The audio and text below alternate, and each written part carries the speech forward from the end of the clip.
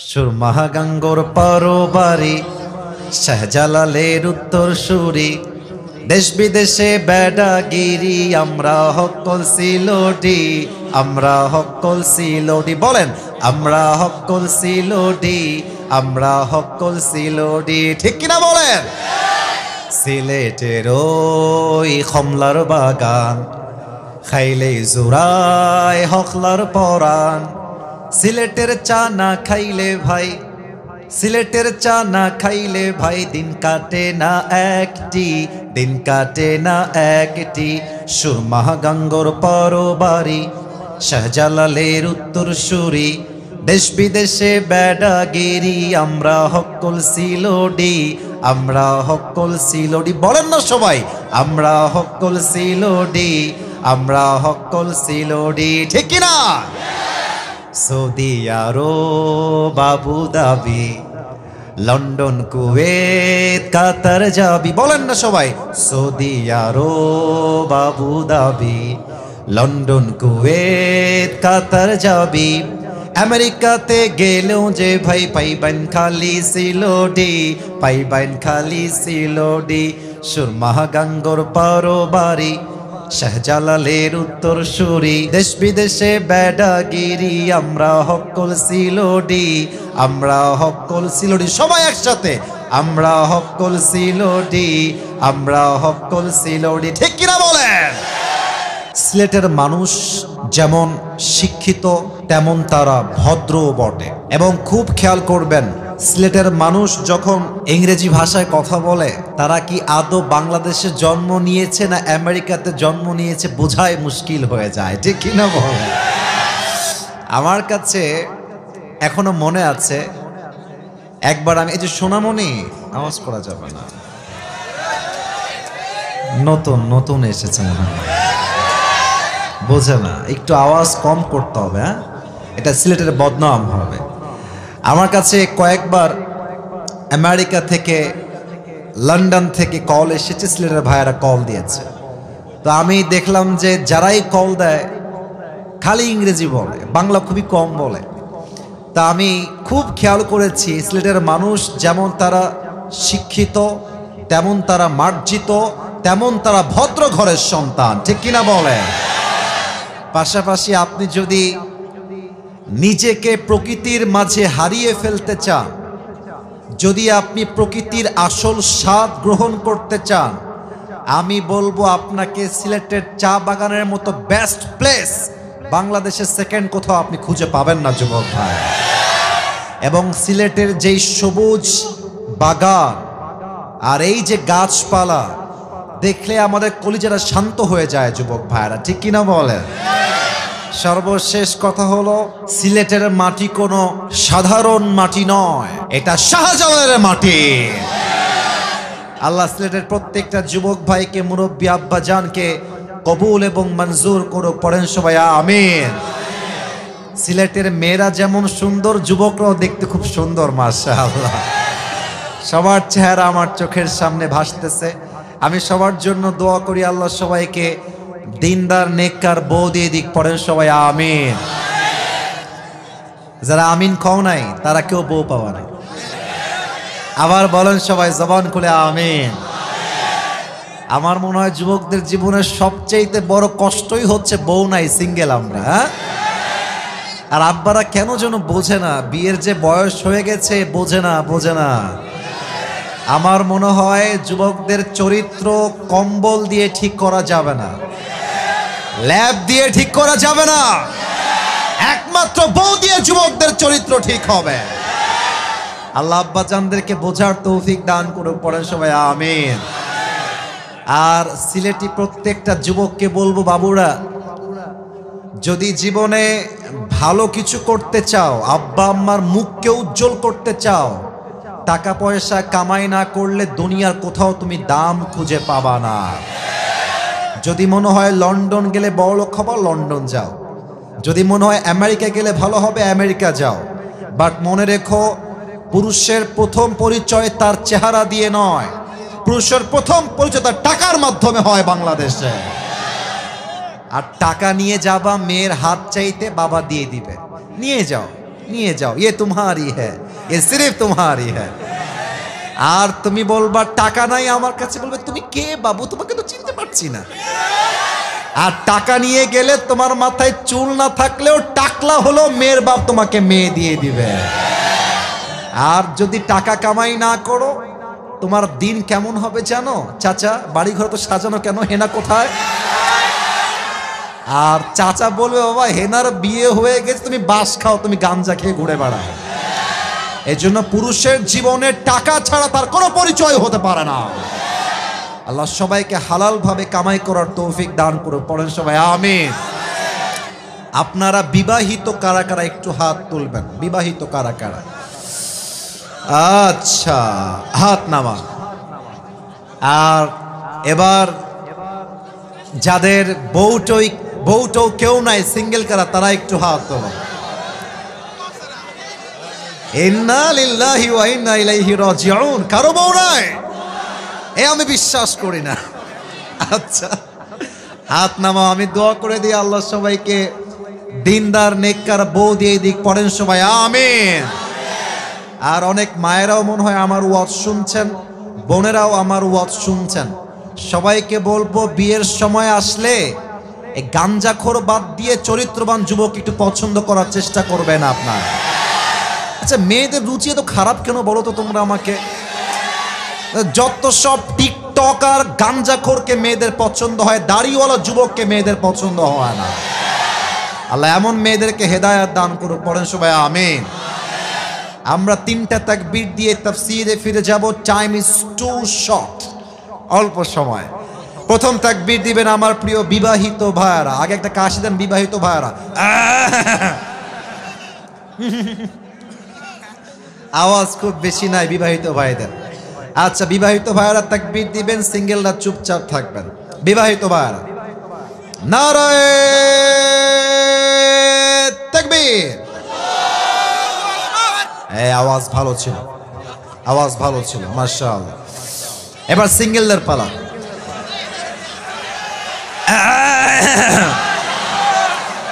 আমি বিবাহিত দল থেকে বের হয়ে গেলাম, আমার স্যাররা বামে আছেন, ডানে আছেন, ওনারাই নাম্বার দিবে আজকে কারা জিতে যাচ্ছে। সিঙ্গেল ভাইরা আমার সঙ্গে তাকবীর দাও, দেখবো আজকে কাদের গায়ের জোর আসলে কত বেশি। সিঙ্গেল ভাইরা নারায়ে তাকবীর। বিবাহিত ভাইরা আমাকে মাফ করে দিয়েন, সিঙ্গেলরাই জিতে গেছে।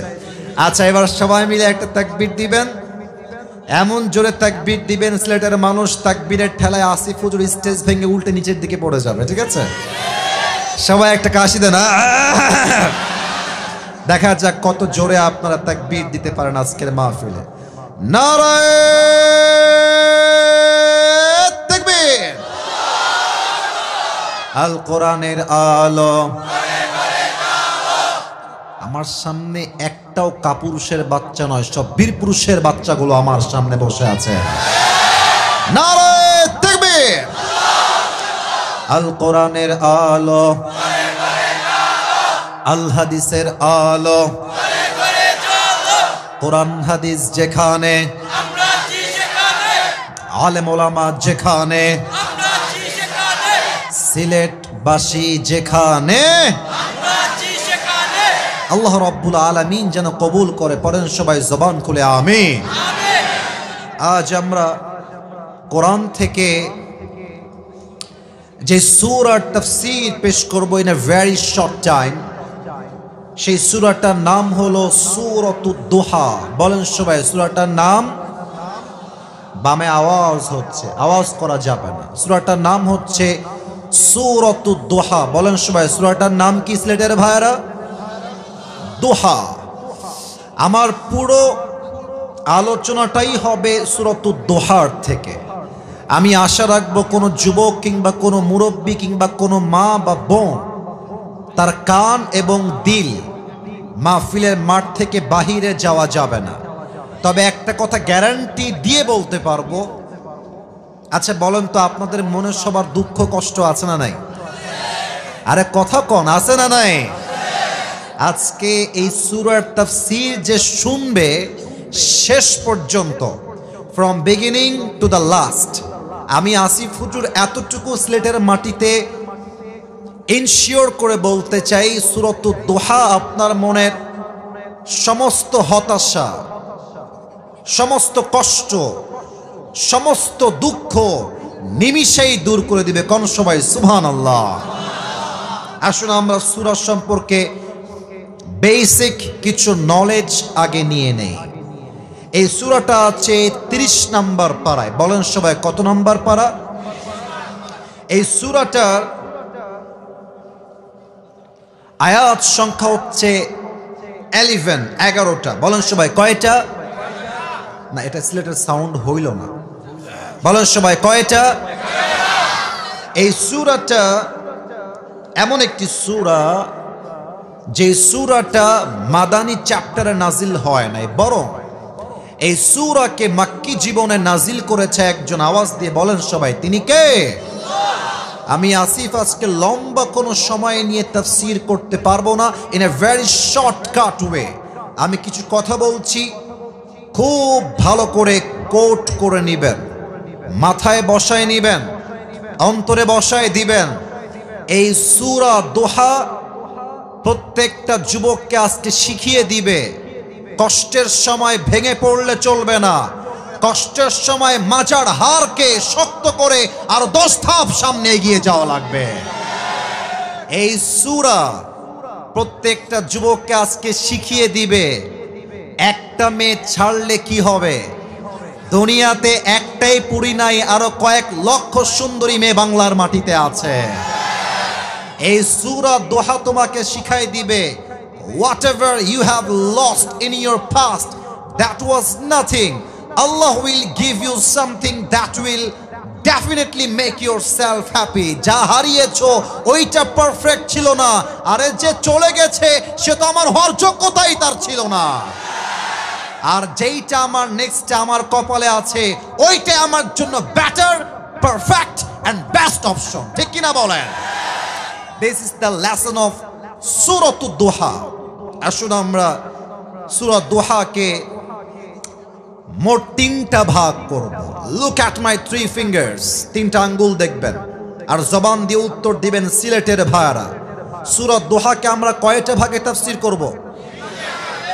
একটু আস্তে হয়ে গেল, বলেন সবাই কয়টা?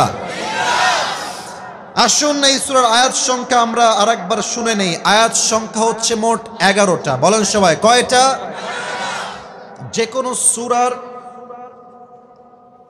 তাফসীর করতে গেলে first you have to know about the background. When Allah subhanahu wa ta'ala has revealed this surah and why Allah subhanahu wa ta'ala has revealed this surah. এই সূরা কখন নাজিল হয়েছে, কোন প্রেক্ষাপটে নাজিল হয়েছে এবং কেন নাজিল হয়েছে, এটা না জানলে সূরার সেন্ট্রিক্যাল যে ম্যাটারটা আছে, সেন্ট্রাল থিম যেটা আছে, সাবজেক্ট ম্যাটার যেটা, মূল আলোচ্য বিষয় যেটা, এটা আপনার বুঝে আসবে না। ঠিক কিনা বলেন? আসুন আগে আমরা প্রথম 2টা আয়াতের তেলাওয়াত করি, তারপরে শানে নুজুল বলব। আল্লাহ রাব্বুল আলামিন বলছেন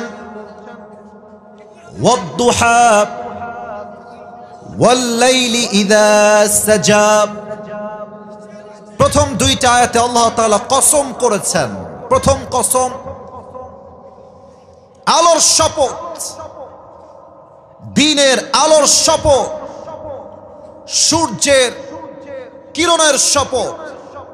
ওয়াল-লাইলি ইযা সাজা, আর রাতের শপথ when it covers with darkness, যখন এই রাতটা হয়ে যায় নিঝুম আর নিস্তব্ধ। তাহলে প্রথম কসম দিনের আর দ্বিতীয় কসম রাতের। সবার থেকে আমি উত্তর চাই এবার। প্রথম কসম, they are very strong and powerful. আওয়াজ তোমাদের জোরে আছে বামের চাইতে কম্পারেটিভলি। সবার আওয়াজটা সেম চাই, this should be equal, everyone একই সাউন্ডে বলবেন। প্রথম কসম, আবার প্রথম কসম, দ্বিতীয় কসম। আল্লাহ রাব্বুল আলামিন নবীকে মূলত প্রথমের দিকে অনেক ওহী নাজিল করেছেন। একদিন পর, 2 দিন পর ওহী কন্টিনিউয়াস প্রসেসে নাজিল হয়েছে। একবার ওহী নাজিল হতে হতে হঠাৎ করে ওহীটা স্টপ হয়ে যায়, নাজিল আর হয় না। আবুল আহাবের স্ত্রী ডাক দিয়ে বলছে, মুহাম্মদ, নাউজুবিল্লাহ, একটু জোরে বলবেন একটু পরে।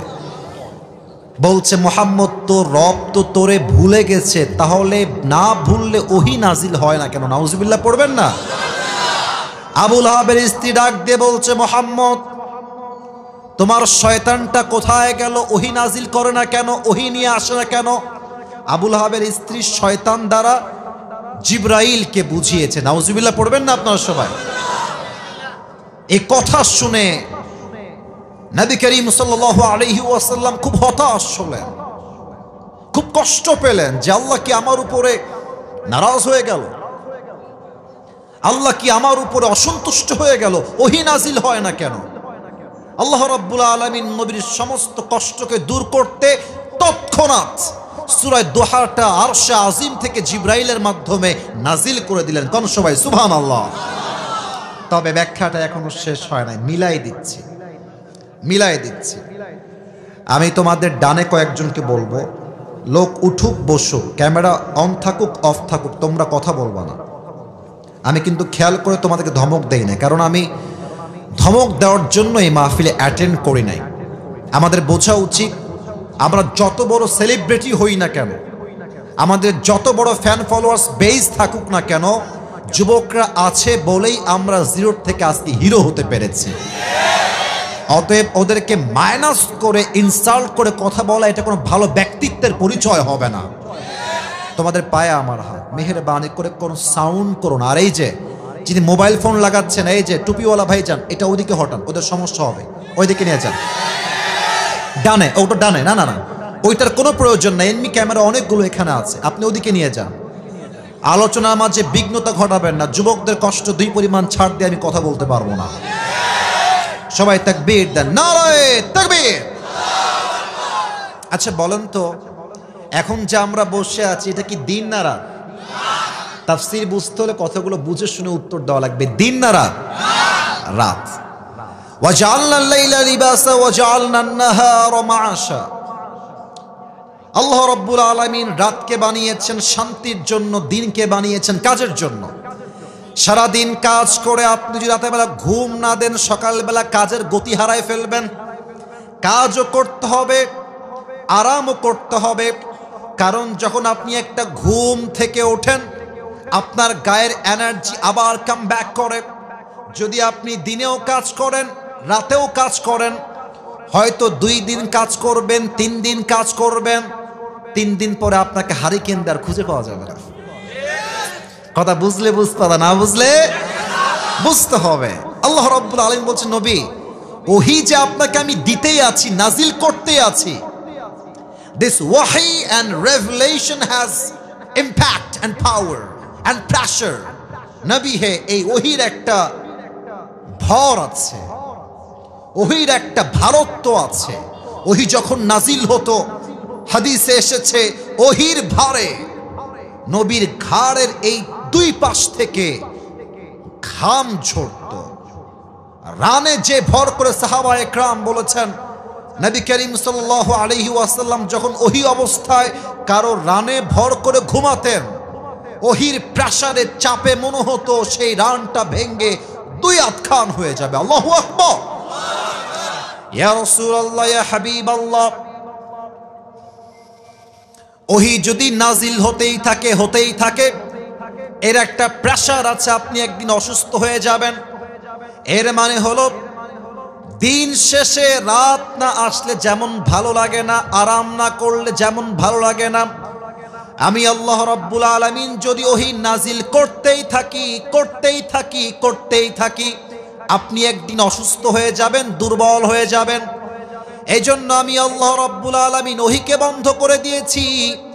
এর মানে এটা নয় যে আমি আল্লাহ নারাজ হয়েছি, বরং আমি আল্লাহ রাব্বুল আলামিন আপনার শান্তির জন্য সাময়িকভাবে ওহীকে বন্ধ করে দিয়েছি। কোন সবাই সুবহানাল্লাহ।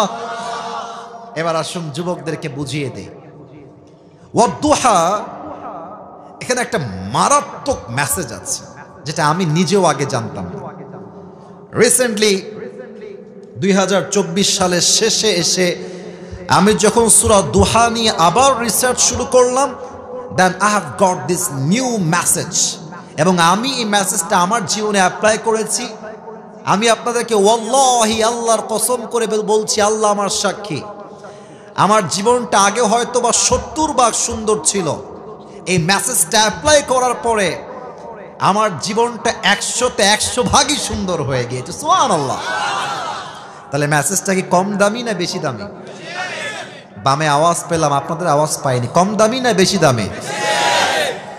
আল্লাহ বলছে, বান্দা, দিন শুরু হয়ে গেল, সূর্য উঠে গেল, তার মানে গতকাল যা হয়েছে माइनस, भूल जाओ, जो हो गया, उसके बारे में सोचना नहीं है। नतून सकाल माने নিউ অপরচুনিটি, নতুন সকাল মানে হচ্ছে নিউ চান্স, নতুন সকাল মানে হচ্ছে সমস্ত কষ্টকে ভুলে নতুন একটা প্রভাতে নতুন করে জীবনটা আবার শুরু করা। ঠিক কিনা বলেন? গতকাল ছিল বৃহস্পতিবার, হয়তোবা তুমি 5টা ঘন্টার সময় নষ্ট করে ফেলেছো বাই মিস্টেক, ভুল করে, হয় ফেসবুকে অথবা টিকটকে অথবা ইউটিউবে। শুক্রবারের সকাল যখন শুরু হয়ে যাবে, তোমার চিন্তা হবে past is past, present is everything. গতকাল যা হয়ে গেছে সব বাদ, আজকের নতুন ফজর শুরু হয়েছে, নতুন প্রভাত শুরু হয়েছে। এটাই আমার জন্য মেসেজ, গতকালকে ভুলে যাও। This day should be the best day in your life. ঠিক কিনা বলে? গতকাল যা হয়েছে মাইনাস। আর একটা মেসেজ দিয়ে দিই, দেখো তোমাদের বয়স তো খুবই উঠতি, 19, 20, 21, 22, 23, অন অ্যান অ্যাভারেজ তোমাদের বয়স এমনই হবে। আমি কিন্তু বুইড়া না, I am also young person. তোমরা বোঝো আমাকে, আমি বুঝি তোমাদেরকে। তো দেখো, আজকে হয়তো তোমার জীবনে অনেক হতাশা কাজ করছে। তোমরা এটা নাম জিজ্ঞেস করতে কি বলতে পারে কিনা সবাই? পারবা? আশা রাখছি পারবা। পাকিস্তান একজন টপ ফেমাস ক্রিকেট প্লেয়ার, সে আগে ছিল cricketer, then he became the president of Pakistan. এটাই হচ্ছে সিলেটের মানুষ, they are very smart people. ঠিক কিনা বলে? সে একটা কথা সেই দিন তার লেকচারে বলছিলেন, অসাধারণ কথা, অসাধারণ কথা। আমি উর্দুতে কোট করছি, then I will translate in Bangla, বাংলায় তারপরে আমি তর্জমা করে দেব। উনি বলেন, अगर जिंदगी को समझना चाहते हो तो पीछे देखो। आई रिपीट अगेन, अगर जिंदगी को समझना चाहते हो तो पीछे देखो, और अगर जिंदगी को जीना चाहते हो तो पीछे नहीं आगे देखो। যদি জীবনটা বুঝতে চাও যে কি ভুল হয়ে গেছে, পেছনে তাকাও, শিক্ষা নাও, সামনে এগিয়ে যাও। আর যদি জীবনটাকে এনজয় করতে চাও, অতীতকে ভুলে যাও, সামনের ভবিষ্যৎ তুমি সামনে এগিয়ে যাও। এই জন্য তোমাদেরকে এখানে একটা মেসেজ দিয়ে ফেলি। তোমরা অনেকে ছ্যাঁকা খেয়ে বেকা হয়ে আছো, আমি এটা বুঝি, এটা আমি জানি। শোনো, মাথায় রাখবা, মেয়েদেরকে যত বেশি টাইম দিবা, ওরা তত বেশি আকাশে উড়বে ভাবের ঠেলায়। তুমি চোখ নামানো বন্ধ করে দাও, তুমি চোখ দেওয়া বন্ধ করে দাও, দেখবা মেয়েরা বলবে এর বাড়ি কোথায় রে, তাকায় না কেন, এটা তো ব্র্যান্ড ছেলে, একে তো আমার দরকার জামাই হিসেবে। এরা ছেলে পেলে আজকাল এত সস্তা হয়ে গেছে, মেসেঞ্জারে আসসালামু আলাইকুম আপু, আপনার নাম্বারটা একটু পাওয়া যাবে, একটা অডিও কল দেওয়া যাবে। ছ্যাঁচড়ামি করে, ছ্যাঁচড়ামি করে। মনে রাখবেন, মেয়েরা ছ্যাঁচড়া যুবককে নয়, স্মার্ট যুবককে তারা সবচেয়ে বেশি পছন্দ করে। অতএব আপনার চিন্তা হবে, গতকাল হয়তো আমাকে অনেকে ইগনোর করেছে, হয়তো আমি যাকে পছন্দ করতাম সে আমাকে বাদ দিয়ে আরেক জায়গায় বিয়ে করেছে। আমি আজকে যদিও বাপ্পারাজ হয়ে আছি, তবে আগামীকাল দিন আসবে, এমন একটা দিন যেই দিন আমার ক্যারিয়ার এমন ভাবে আমি প্রতিষ্ঠিত করব, যেই মেয়ে আজকে আমাকে ছেড়ে গেছে, এরকম কয়েক লাখ মেয়ে আমার পেছনে বিয়ের জন্য লাইন ধরে দাঁড়িয়ে যাবে। ওয়াদ্দুহা, দিনের শপথ মানেই হলো নতুন একটা প্রভাত, নতুন একটা সূর্য। অতএব আজ থেকে অতীতের চিন্তা বাদ দিয়ে দেন। অতীত শুধুমাত্র শিক্ষার জন্য। আগামীর ভবিষ্যৎ আমরা সবাই সুন্দর করতে চাই কি চাই না? আল্লাহ রাব্বুল আলামিন সবাইকে তার ভবিষ্যৎকে সুন্দর করার তৌফিক দান করো। পড়েন সবাই আমিন। এবার আসুন, তিনটা ভাগ যে বলেছিলাম, এবার তিনটা ভাগ শুরু করছি। আমার দিকে তাকান সবাই, বলেন তো সবাই এবার কয় ভাগে কথা হবে? মাশাআল্লাহ, ইউ আর ভেরি অ্যাক্টিভ, মাশাআল্লাহ। আপনারা বলেন সবাই কয় ভাগ? তিন ভাগ। আয়াত বলেছিলাম মোট কয়টা? এই যে মাশাআল্লাহ 11টা। বলেন সবাই কয়টা? 2টা আয়াত অলরেডি শেষ, 2টা ছিল কসমের আয়াত। এবার আছে মোট 3টা আয়াত, অর্থাৎ 9টা আয়াত, 3 ভাগ আমরা করব।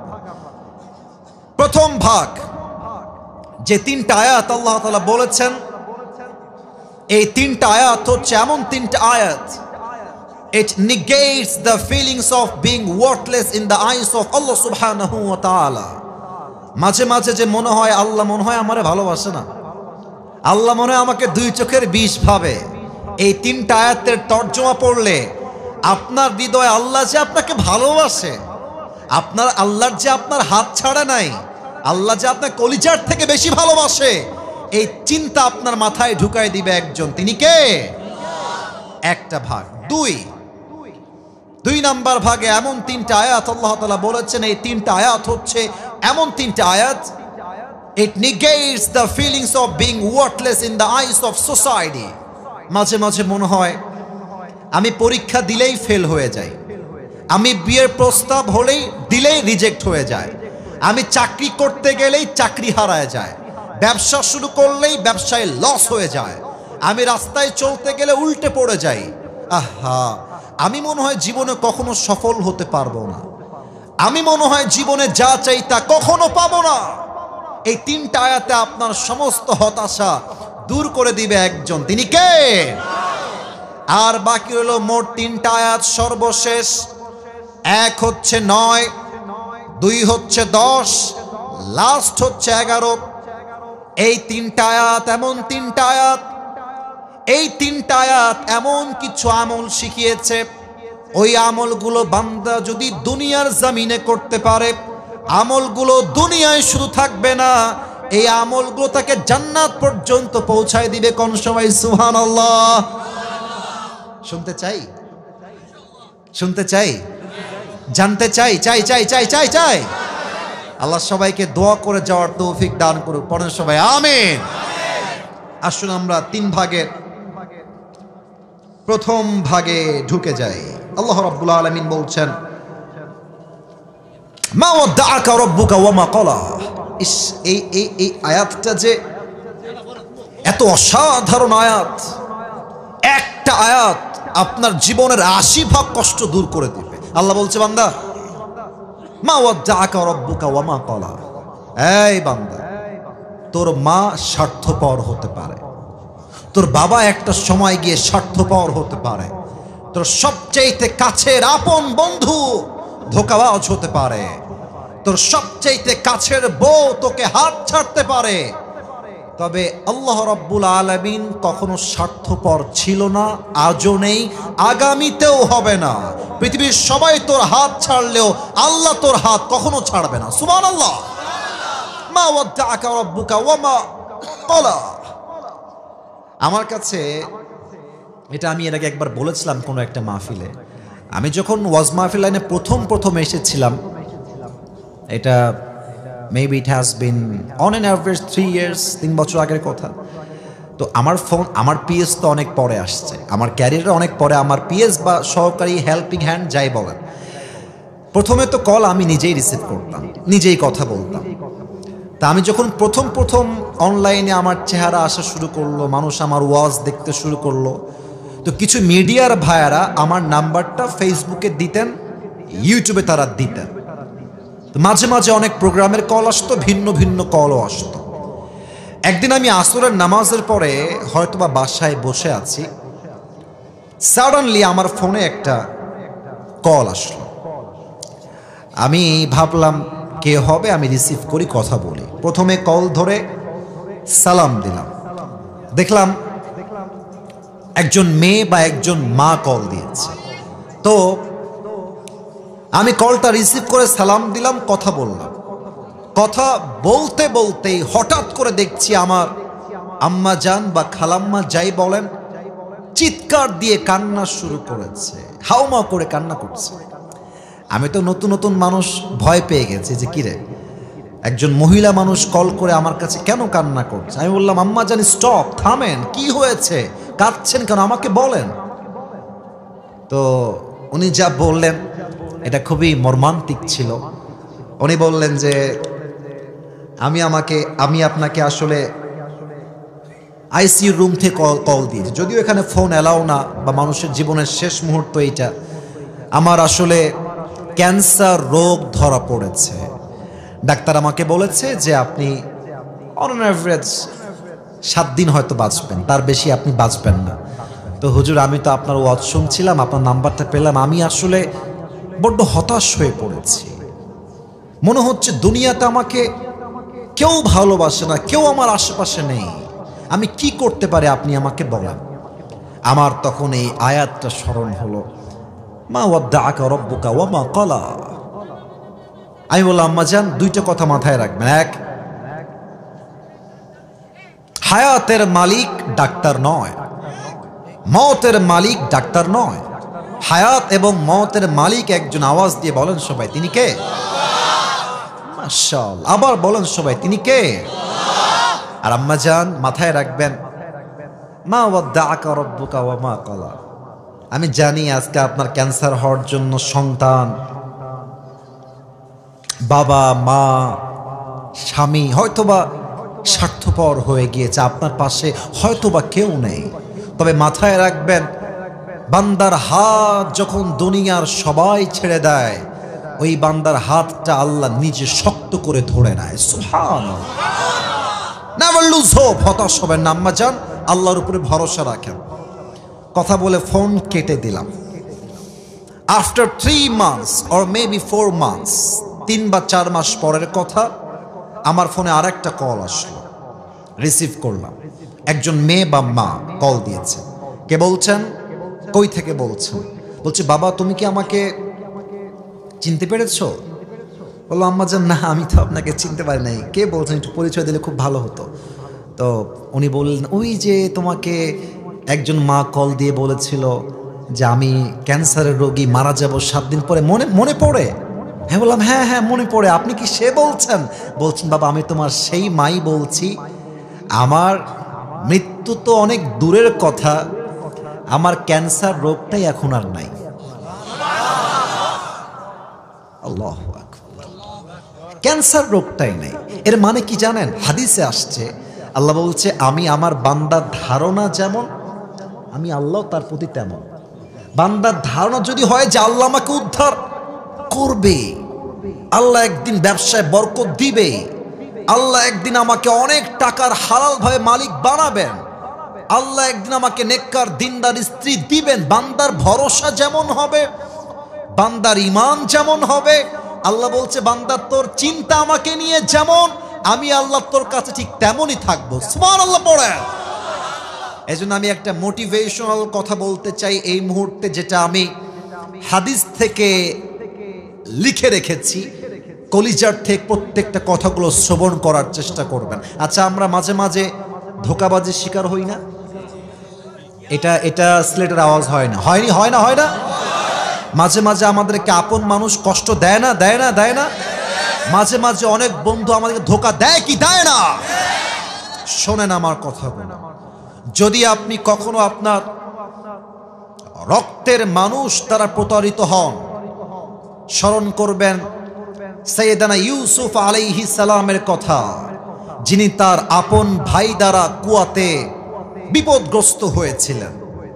যদি আপনি দেখেন আপনার বাবা, মা, ভাই, বোন সবাই আপনার বিরুদ্ধে চলে গেছে, স্বয়ং আপনার বাপ আপনার বিরুদ্ধে অবস্থান নিয়েছে, স্মরণ করবেন সাইয়েদানা ইব্রাহিম আলাইহিস সালামের কথা, যিনি তার বাবার দ্বারাই আগুনের ভিতরে নিক্ষিপ্ত হয়েছিলেন।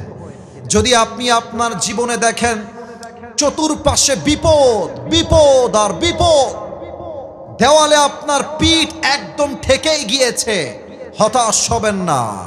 স্মরণ করবেন ইউনুস আলাইহিস সালামের কথা, যিনি মাছের পেটের গভীর প্রকোষ্ঠ থেকেও আল্লাহকে ভোলেন নাই, আল্লাহকে স্মরণ রেখেছেন, আল্লাহ তাকে সেই বিপদ থেকে উদ্ধার করে রেখে দিয়েছে। সুবহানাল্লাহ পড়েন।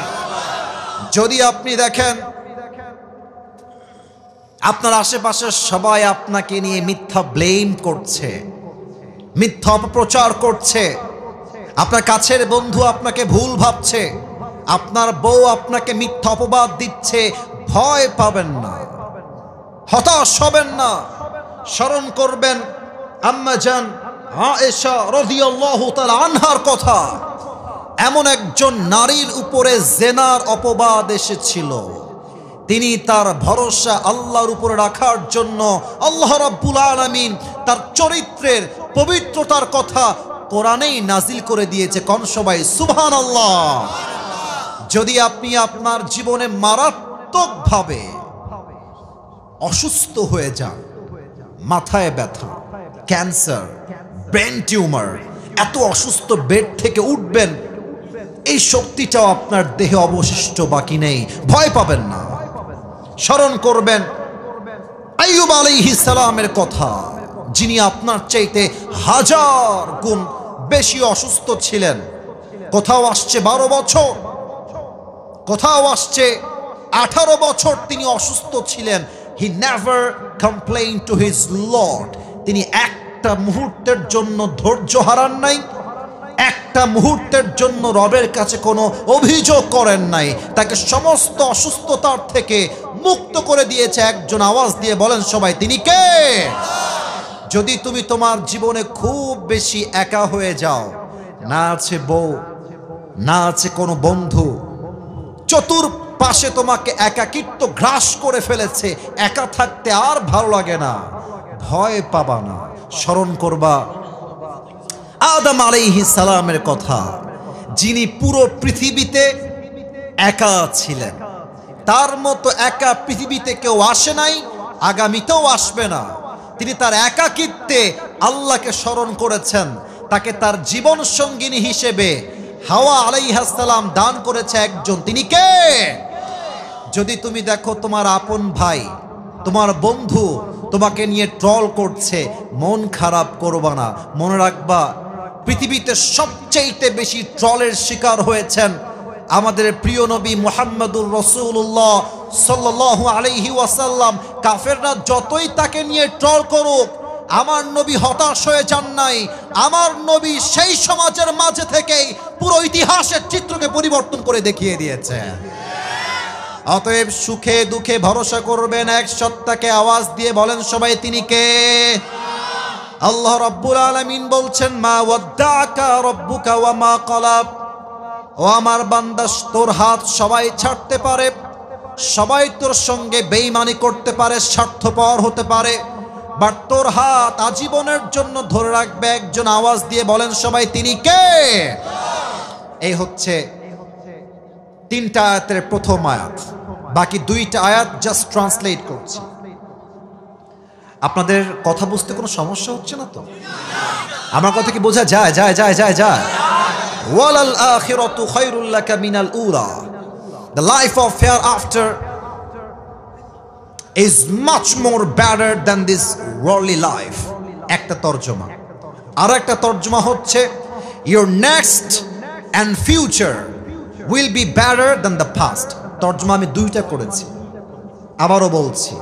আপনারা সিলেটের মানুষ, তাই এত মজা করে কথা বলছি, কারণ আমি জানি আমার চাইতে বেশি স্মার্ট যুবকরা আমার সামনে বসে আছে, ঠিক কিনা বলেন? আবারও তর্জমা করছি, আগে বুঝো।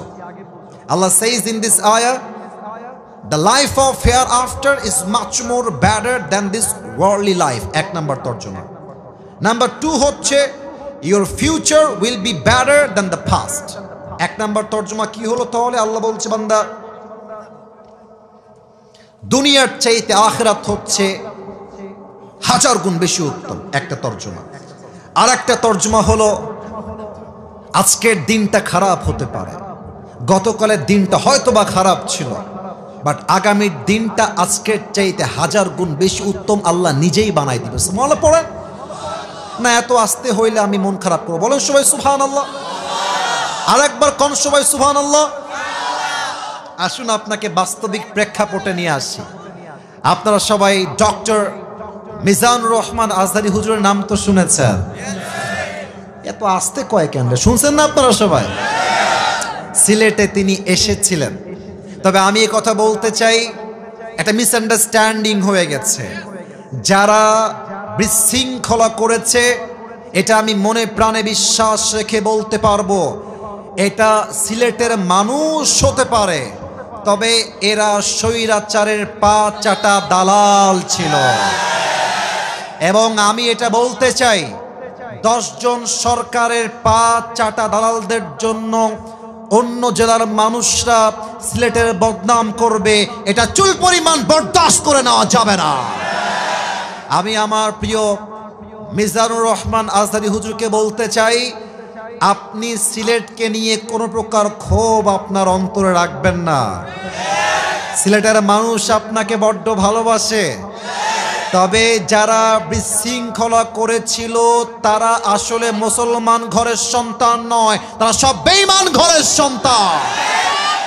আচ্ছা, এবার আপনারা চিন্তা করেন তো, আজহারী সাহেব যখন, খুব বুঝে শুনবেন আয়াতের ব্যাখ্যা, আমি কিন্তু প্রেক্ষাপট থেকে মিলিয়ে বলছি। 2020 সাল, আস্তে আওয়াজ করো না, বলো সবাই কয় হাজার সাল? না, আওয়াজটা কম হলো। 2020 সাল আওয়ামী লীগের তৎকালীন ছিলেন ধর্মমন্ত্রী, নামটা বলতে চাই না, উনি চলে গেছেন দুনিয়ার থেকে। উনি মাইক নিয়ে বললেন আজহারী হচ্ছে জামাতের প্রোডাক্ট। মিথ্যা ব্লেম করে বাধ্য করে আজহারীকে দেশ ছাড়তে বাধ্য করা হলো।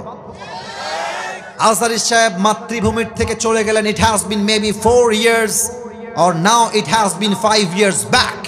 5 বছর আগের কথা বলতে, 2020 সালের কথা, জানুয়ারি মাস চলছিল তখন, আমার স্পষ্ট ভালোভাবে মনে আছে। আজহারী সাহেব চলে গেলেন। আল্লাহ বলছে, বান্দা ওয়ালাল আখিরাতু খায়রুল লাকা মিনাল উলা, ये दिन ही दिन नहीं है, सामने और भी दिन बाकी है। এই মিজানুর রহমান আজহারী, আল্লাহ এই আয়াত দিয়ে বোঝাচ্ছে কি দেখেন, হতে পারে আজকে তোকে বাতিলের দোসর, বাতিল পক্ষরা তোর নামে মিথ্যা ষড়যন্ত্র করে দেশ ছাড়তে বাধ্য করেছে, তবে এমন একটা দিন আসবে তুই আজহারী এই বাংলার মাটিতে বিজয়ের বেশে, রাজার বেশে, সিংহের বেশে প্রবেশ করবি। আর যারা তোকে তাড়াতে বাধ্য করেছিল তারা সব মামুর বাড়ি দিল্লিতে পালিয়ে যাবে। এই দিন দিন নয়, আগামীতে আরো দিন আছে না নাই? আমার মনে পড়ে গেল আল্লামা দেলোয়ার হোসেন সাইদি হুজুরের কথা। উনি কোনো কাপুরুষের সন্তান নয়, উনি বীর পুরুষের বাচ্চা একজন। 12টা বছর জেলখানায় কাটিয়েছেন, জুলুমের শিকার হয়েছেন। একটা সেকেন্ডের জন্য বাতিলের সামনে তার মাথাকে নত করতে তিনি প্রস্তুত হয় নাই। উনি একটা কথা বলতেন, তোমরা যারা আমাদেরকে হক কথা বলার জন্য মৌলবাদী বলে গালি দাও, আমরা একটুও রাগ করি না। কারণ আগে বলতে হবে কারণটা, let me finish, then you have to react after that. আগে আমাকে বলতে দেন। উনি বলতেন মৌল আসছে মূল থেকে। যারা আমাদেরকে মৌলবাদী বলে গালি দাও, আমরা সবাই মূলবাদী, তোমরা সব গাছের আগাবাদী। এবার সিলেটের ভাইয়েরা আমাকে জবান খুলে বলবেন, গাছের আগায় শক্তি বেশি হয় না গোড়ায় শক্তি বেশি হয়? উনি বলতেন তোমরা থাকো গাছের আগায়, আমরা থাকি গাছের গোড়ায়। সোনামণি, বাড়াবাড়ি বেশি কইরো না, আলেমদেরকে ধরে জেলখানায় বন্দী করো না। যদি বেশি বাড়াবাড়ি করো, 16 কোটি মানুষ মিলে গাছের গোড়ায় একটা ঝাঁকুনি মারবে, মামুর বাড়ি দিল্লি গিয়ে পড়বা, দিল্লি গিয়েই তারা পড়েছে, ঠিক কিনা বলেন? এবং উনি আর একটা কথা খুব বাঘের কণ্ঠে বলতেন। উনি বলতেন গাছের কথা নয়, গাড়ির চাকার কথা। গাড়ির চাকা তো অলওয়েজ উপরের দিকে থাকে না। আরে গাড়ির চাকা ঘোরে বলেই তো গাড়ি চলে। উনি বলতেন তোমার ক্ষমতার দলের চাকা আজকে উপরে আছে বলে যারা ধরছো আলেমদেরকে, জেলখানায় বন্দী করছো, হত্যা করছো, জুলুম করছো, মামলা করছো, মনে রেখো এটাই সময়, আসল সময় নয়।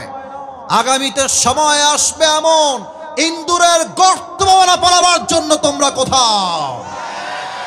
এবার বড় কথা কি অবাস্তব হয়েছে না বাস্তব হয়েছে? অবাস্তব না বাস্তব।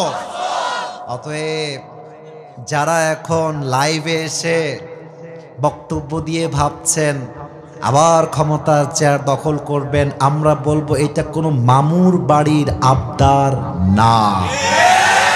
আমি তো বিশ্বাস করি আমার কলিজার থেকে, যদি আগামীতে কোনো স্বৈরাচার আমার দেশের চেয়ারকে দখল করতে চায়, ওই স্বৈরাচারকে পতন ঘটাবার জন্য এই সিলেটের জমিন থেকে একজন শহীদ আবু সাইদ নয়, দুইজন নয়, হাজার হাজার শহীদ আবু সাইদ মাথায় কাফনের কাপড় বেঁধে বুকের তাজা রক্ত দিয়ে শহীদ হওয়ার জন্য জীবন দেওয়ার রাস্তায় নামতে বাধ্য হবে। দুই হাত তুলে বলো সময় ঠিক কিনা?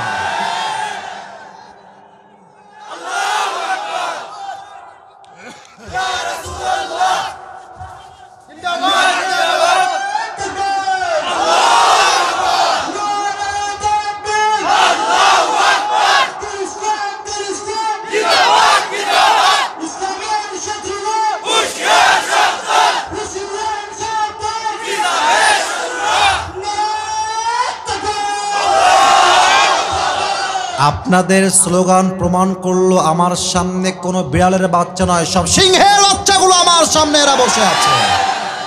আপনারা কি ভয় পান? আপনারা কি ভীতু হয়ে মরতে চান? আপনারা কি বাতিলের পক্ষ নিয়ে মরতে চান? আল্লামা মামুনুল হক সাহেব নাম শুনছেন না? বলেন সবাই, নাম শুনছেন না? উনি একটা কথা বলেন, তুমি যদি বাতিলের পক্ষের দালাল হয়ে তোমার মাথা নিচু না হয়, আমি তো হকের পক্ষের দালাল, আমার মাথা নিচু হবে কেন? মাথা যদি নিচু করতে হয় তোমাকে তোমার মাথা নিচু করতে হবে। আমার মাথা আগেও উঁচু ছিল, আগামীটাও উঁচু থাকবে, ঠিক কিনা বলে?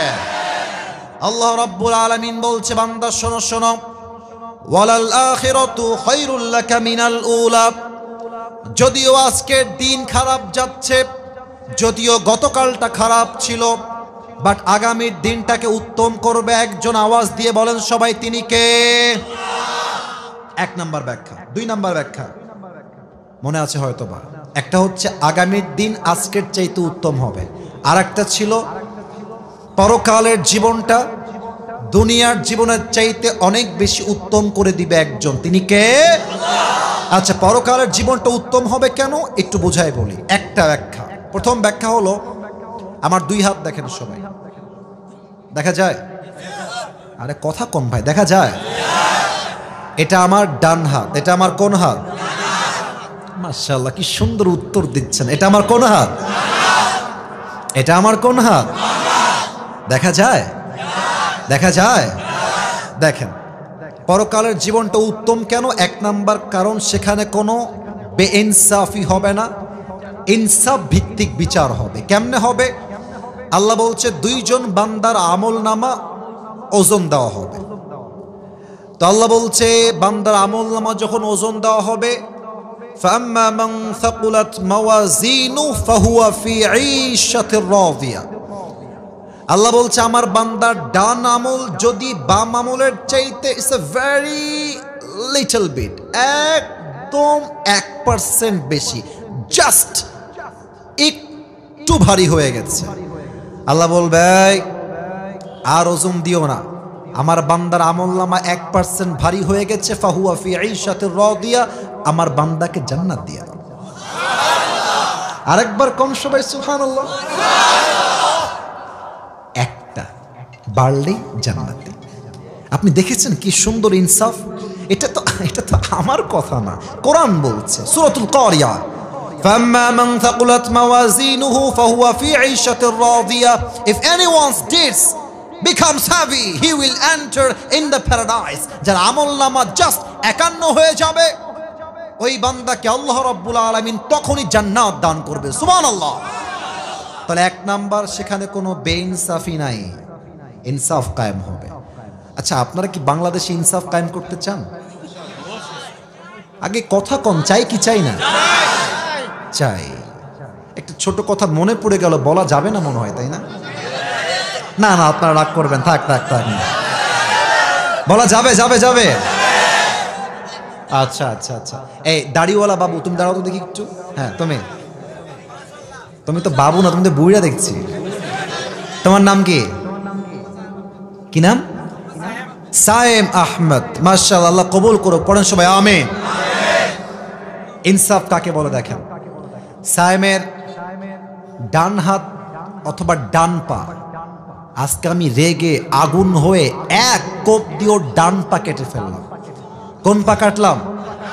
আরে ইয়া আল্লাহ, পরে কো আমি কি কাটছি না কি রে বাবা? আচ্ছা দাঁড়ায় থাকো, আমি একটা এক্সাম্পল দিলাম, আমাকে বলবেন সিলেটের ভাইয়ারা কোন পা কেটেছি। এরা খুব স্মার্ট। আবার সবাই কোন পা? ডান পা। এখন ওই যে কয়েকটা যুবক খুবই ডেঞ্জারাস, এগুলো হ্যাভি চিল্লাচ্ছে তখন থেকে নিয়ে, ওরা বললে আসিফ ধর ধর ধর ধর ধর।